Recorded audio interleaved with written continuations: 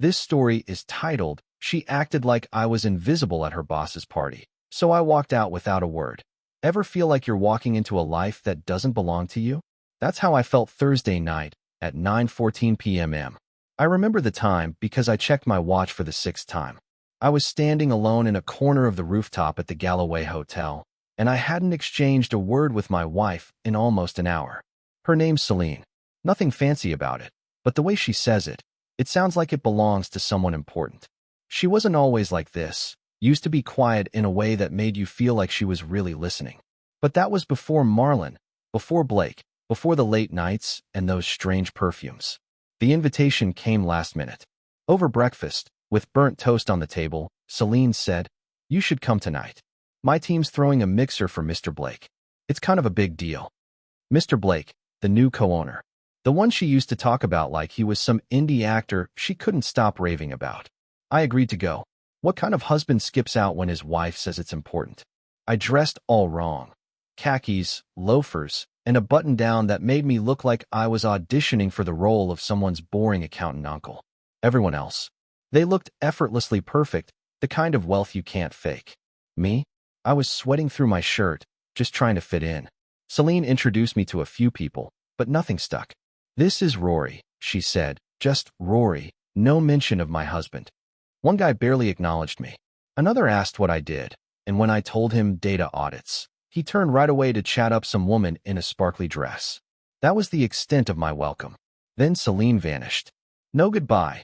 No, "I'll be right back." Just a quick wave as she walked off across the rooftop toward Blake, who was sitting in a velvet booth. I watched as she leaned in, placed a hand on his shoulder, and whispered something in his ear. He laughed, and she stayed. I stood there, drink untouched, feeling like a fool, like I'd shown up at a play after the curtain had already dropped. A woman passed by and muttered, "I thought he came alone." She didn't mean for me to hear it, but I did. I left quietly, didn't make a scene, didn't even leave a note. Just slipped out the same way I came in, past the doorman who gave me that look like he already knew what was happening. 10 minutes later, as I was pulling out of the parking garage, my phone buzzed. Selene's name flashed on the screen. One text, "Come back, please." She'd ignored me all night, acted like I didn't even exist. But now, suddenly, I mattered. I sat there in my car, staring at the message, engine running, but I didn't answer. Didn't turn back. Not that night. The next day, I found a package waiting for me. I could tell it was something expensive. Looked like something she picked up from one of those high-end boutiques, probably while Blake was holding her hand, laughing, and sharing some inside joke. I took the box, nodded once, and set it on the counter. Didn't say thank you, didn't even look her in the eye. And for the first time in ages, I think she noticed something was off. She asked if I wanted to grab dinner, and I told her I had work to finish. She followed up, asking if I was okay. I said I was just tired. She didn't press. And that silence, well, it told me everything I needed to know. She had something to hide. She was scared that I might already know. What she didn't realize was that while she was out, I wasn't just sitting around. I was putting things together, following the quiet whispers in the back of my mind. I remembered what Elias had said about leverage. That word kept repeating in my head. Blake wasn't just having an affair with my wife. He was planning something bigger. They weren't being careless. They were playing the long game. And the lies? They weren't just mistakes. They were rehearsed. I logged into our shared cloud account, where we kept receipts, travel docs, stuff like that. She probably thought I wouldn't bother checking. Or maybe she assumed I wouldn't have the skills to find what I was looking for. But there it was. Inside a folder labeled Work Docs, a scanned copy of a lease agreement. A luxury apartment, her name on it. Not far from where Blake lived. It was signed 2 weeks ago, with a move-in date set for next month. Rent, $1,800 a month. She'd never mentioned it. Not a word about moving. She wasn't just planning to leave me. She was already building her new life, without me. The shock hit me like a sledgehammer to the chest. But I didn't stop there. I dug deeper. Found a trail of emails between her and a property manager. She'd used her personal email. One message stood out, a request to add a second occupant after the first month. No name, but I didn't need one. The emergency contact was already listed. His name, his office email, his phone number. He was already involved in this new life. She wasn't just stepping out. This wasn't a mistake. This was planned. This was her leaving me. I sat there, staring at the screen, feeling like everything inside me had shattered.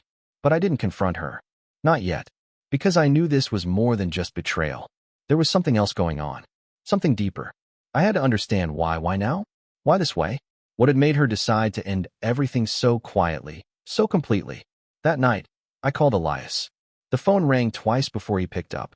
I think they're planning something, I said. There was a pause before he replied. You're not wrong. You mentioned leverage before, I said. What does that really mean? He sighed, like he wasn't ready to get into it. But then he said, Blake doesn't just sleep with women, Rory. He uses them.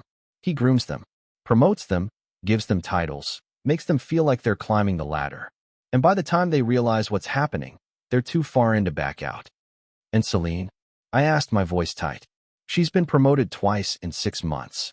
No degree, no background in corporate strategy. But now she's in press briefings and internal reports. I felt ice run through my veins. Yeah, I said quietly. That's exactly what happened. It's not because she's brilliant, Elias continued, his words sharp, like a slap. It's because she's obedient. I flinched. That word stung. I hated it, and I hated that he said it. But the worst part? Somewhere deep down, I already knew he was right. She hadn't just fallen into this situation. She had chosen it, bought into it, signed her name, eyes wide open. And then, Elias dropped a bombshell. Did she tell you she's pregnant? I froze. What? I overheard Blake at the hotel bar. He was drunk and talking too loud. Mentioned dealing with a situation before it got complicated. I didn't catch everything, but it wasn't about business. I stood there numb. My head was spinning. About 3 weeks ago, Selene had mentioned, almost casually, that she was late. She said it was probably stress, hormones, or travel. She planned on taking a test if it didn't show up soon. I didn't think much of it at the time. But now everything clicked. I wasn't just watching my marriage fall apart. I was staring at the possibility that the child she was carrying might not be mine. I didn't cry. I didn't yell. I didn't throw anything. I just turned off the light, sat in the dark, and stared at the empty space in front of me. I wasn't thinking about revenge. I wasn't even angry. I was preparing for an ending, one she wouldn't see coming. And it wouldn't be loud. It was going to be precise. I didn't sleep that night. I lay in bed, her side empty, watching the ceiling fan spin like it was trying to give me the answers I couldn't voice. If she really was pregnant, if what Elias told me was true, this wasn't just betrayal. It was strategy. By morning, she was different. She was affectionate, cheerful, made breakfast, brewed coffee, even offered to drive me to work, something she hadn't done in years. I turned her down, watched her closely as she moved around. She moved lightly, like she had already won, like everything had fallen into place, and now she just had to play the part a little longer. She kissed me on the cheek, smiled, and left the house, practically skipping out the door. As soon as she was gone, I opened her laptop. I wasn't looking for more proof. After everything I'd uncovered, I had enough to tear everything down. But something kept nagging at me. Why was she still here? She had Blake. She had an apartment. She had plans. So why pretend? That's when I found it. A folder labeled pending contracts, buried inside another folder called personal docs. Inside were signed PDFs from Blake's firm. One document, dated 2 months ago, caught my eye. It outlined a post-divorce executive transition bonus. And there, in the terms, Rory Prescott, spousal coverage buyout. My name. On paper. I wasn't just her husband anymore. I was a liability they planned to cash out on. It all clicked. She wasn't leaving yet because she had to hit certain milestones. Timing, publicity, legal protection. She was playing a long game.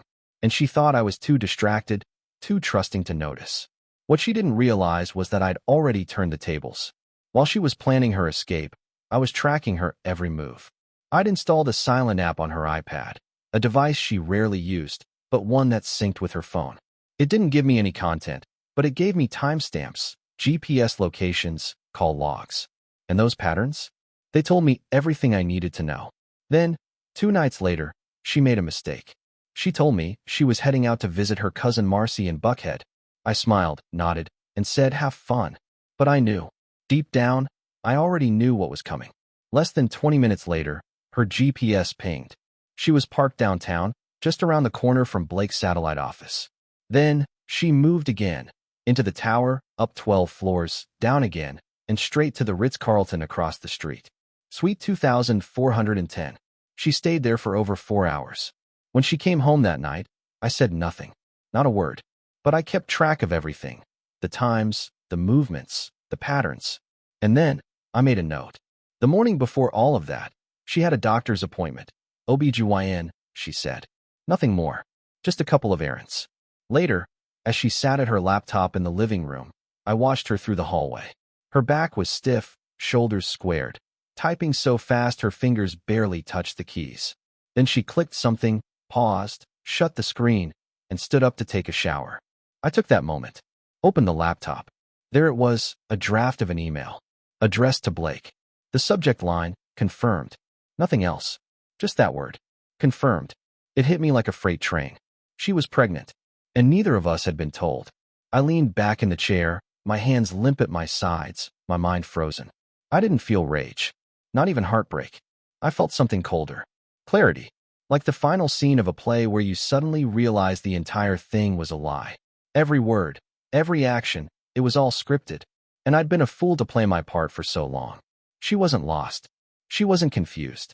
She had planned every step of this. I could already see it. The announcement, the split, the narrative she'd create for everyone else. The woman who found herself. And I? The quiet husband. The one who didn't fight hard enough.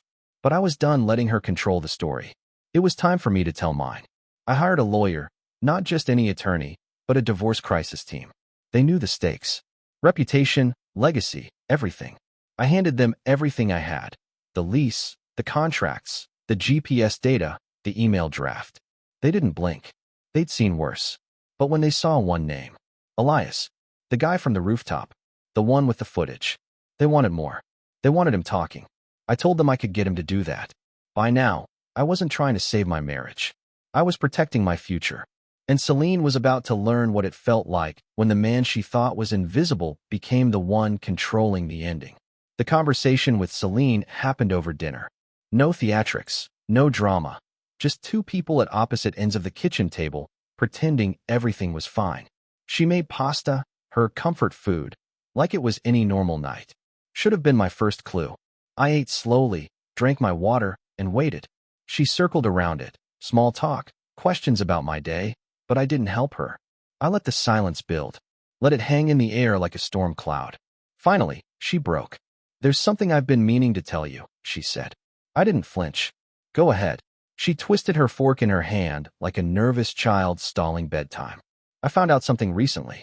I didn't know how to tell you, but I can't keep it from you anymore. I didn't respond. Didn't nod. Didn't even blink. She was already unraveling. I'm pregnant, she whispered, her voice cracking. Not from sadness. From effort. She wanted it to sound tender. Vulnerable. But I knew better. It was a grenade she'd been hiding under the table. I took a deep breath. I know. She froze. And in that silence, I saw it. Not confusion. Calculating. She was trying to figure out how much I really knew. What do you mean, you know? She asked. I saw the email draft, I said. The one titled confirmed. She didn't deny it. Didn't argue. She just sat there, looking at me, like the ground had just shifted beneath her feet. Is it his? I asked, my voice steady. Her lips parted, and for a second, I thought she might lie. But then she shook her head. I don't know. A whisper. Honest, but brutal. And that's when something in me snapped into place. Not pain. Not rage. Just peace. The kind you feel when the truth finally outweighs the lies. Do you love him? I asked. She hesitated, then nodded. That should have destroyed me. But it didn't. Because in that moment, I understood the full picture. The truth was louder than everything else. I want a divorce, I said, my voice as cold and firm as stone. She didn't argue. Didn't cry. Just blinked slowly. I figured, she whispered. I won't fight you. But I won't protect you, either, I added. She frowned, confusion clouding her face. What does that mean? It means whatever happens next, press, fallout, contracts, that's all on you. I've already hired a team that specializes in messy, high-stakes divorces. She looked stunned. I didn't think you'd. I already did, I said. For the first time, I saw it. Real, honest fear. I'm not here to ruin you, Selene, I said, standing up. I'm just done letting you write the story. She backed away, like the room was suddenly too small for both of us. Like the ground beneath her wasn't hers anymore. Because it wasn't. That night, she didn't sleep in our bed, didn't say another word. She just stepped into the guest room and closed the door, quietly, like she was marking the end of a chapter.